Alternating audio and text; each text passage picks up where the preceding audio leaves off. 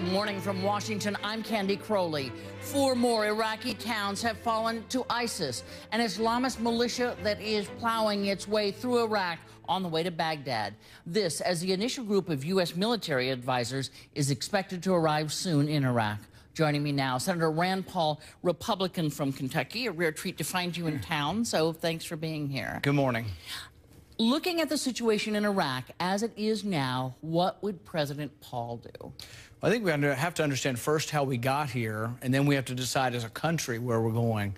I think there's chaos in the Middle East, and I think the chaos is because we've created a vacuum. Before the Iraq War, I think there was somewhat of a standoff between Sunni and Shiite, had been for maybe 1,000 years off and on. But now we have a chaotic situation, we have a vacuum. And I think one of the reasons why ISIS has been emboldened is because we've been arming their allies. We have been allied with ISIS in Syria. They have had a safe haven because we have been arming the rebels to keep Assad away from them, and now they go back and forth. So I think our intervention in Syria has led precisely to what's going on in Iraq. It may have, Senator, but when one's sitting in the Oval Office, you have to think, what do we do now? So would President Paul at this moment send U.S. advisors and say, go and see what we can do to help the Iraqi army? Would a President Paul say, I might do airstrikes? I think the first thing you'd have to do is follow the Constitution. The Constitution says that Congress decides. The President doesn't have the unilateral authority to begin war.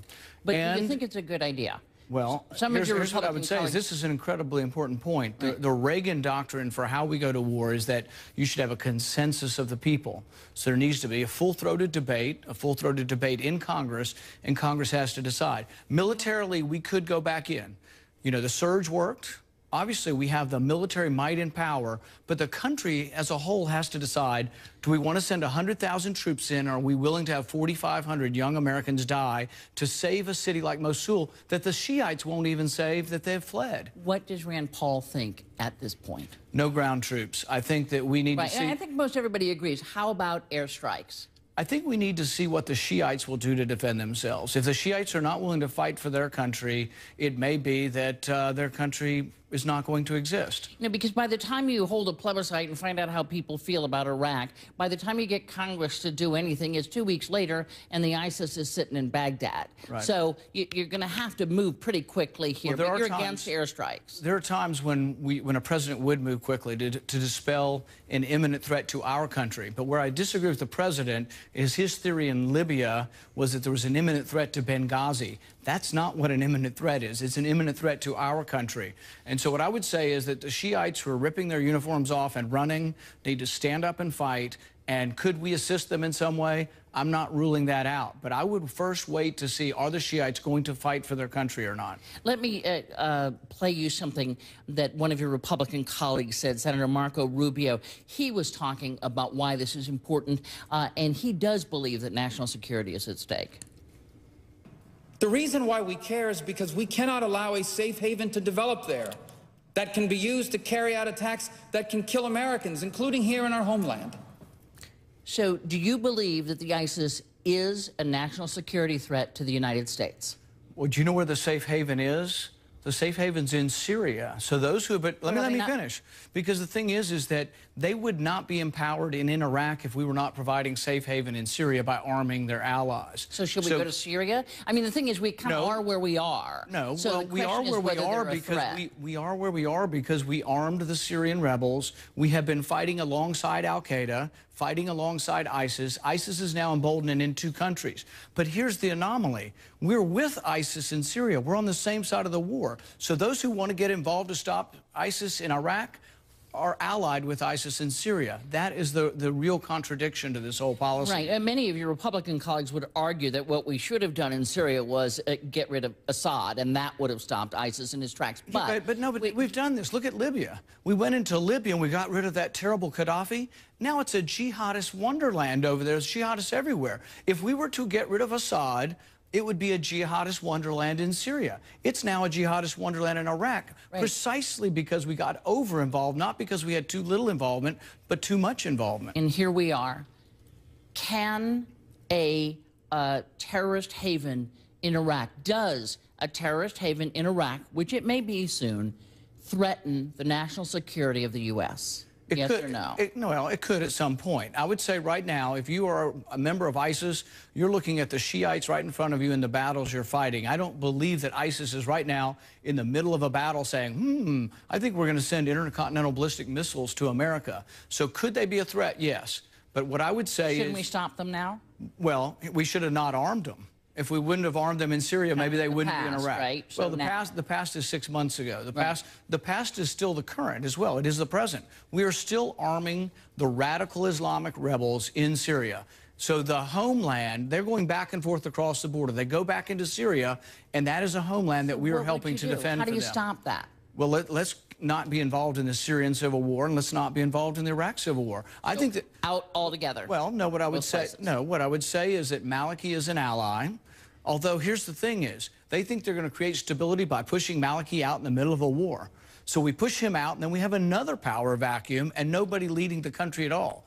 What I would say is, and my prediction is, that Maliki will stand up and the Shiites will stand up, that ISIS will not be able to take Baghdad, and there will be a civil war over there, but there'll be a civil war with feckless people on one side that aren't necessarily great allies of ours, who are allies of Iran, and on the other side, allies of al-Qaeda.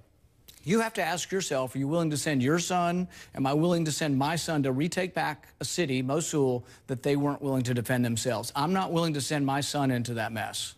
Let me move you to a different subject, and that is you are working with Senator Cory Booker, a Democrat from New Jersey, on reestablishing federal voting rights to nonviolent felons who have served parole and et cetera. What of all the issues facing Congress at this point, what draws you to that? Is this about Republican inroads into minority communities? As I've traveled about the country and within my state talking to people, I found a number of people. In fact, as I've explored the issue, there's nearly 1 million people in our country who have lost their voting rights. In Kentucky, you lose your voting rights forever. I have a friend whose brother grew marijuana plants 30 years ago in college, has a felony conviction, and still cannot vote 30 years ago. I think that's wrong and unfair. Republicans, I think, have been unfairly tarred as, trying to suppress vote. Here's a Republican who wants to enhance the vote. This is a much bigger problem than anything else limiting voting right now. Nearly 1 million people can't vote, and I want to help people get their right to vote back. And as we know, African Americans, percentage-wise, certainly make up a larger percentage of folks being incarcerated. I think the NAACP has estimated about 1/3 of young black males are in jail. Is this a way for the Republican Party to begin outreach, which they have said for decades they needed to do, into minority communities? Well, I think it's both. I believe in the issue, but you're right. It is opening the door for me to talk to communities. 3 out of 4 people in prison are black or brown for nonviolent drug use. However, when you do surveys, white kids are doing drugs at an equal rate, and they're a much bigger part of the population. So why are the prisons full of black and brown kids? It's easier to arrest them. It's easier to convict them. They don't get as good at attorneys. And frankly, they live in the city in a much more collected fashion than in the suburbs. And so the police are patrolling the city more. But it is unfair. The war on drugs has had a racial outcome unintentionally, but it has a racial outcome, and I want to try to fix it. And we should say your bill, in fact, does change some drug laws in order to try to even out the punishment for similar drugs. Last question quickly, just because this brings up the whole idea of voter registration and getting people out to vote. Hillary Clinton recently proposed that there should be an automatic registering of voters once they turn 18. What do you think? I think voting should require a little bit of effort, but I am for people voting.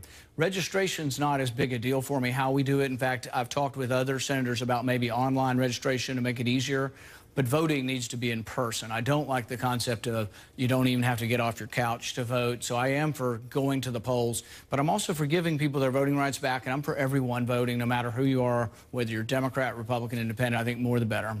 Senator Rand Paul, some of your proposals coming up in the Senate this week, I understand. Yes. So we will be watching that closely. Thank you so much for being here. Thank you. Next up, Senator Dianne Feinstein has seen the intelligence on Iraq for more than a decade. She'll tell us if the U.S. dropped the ball again.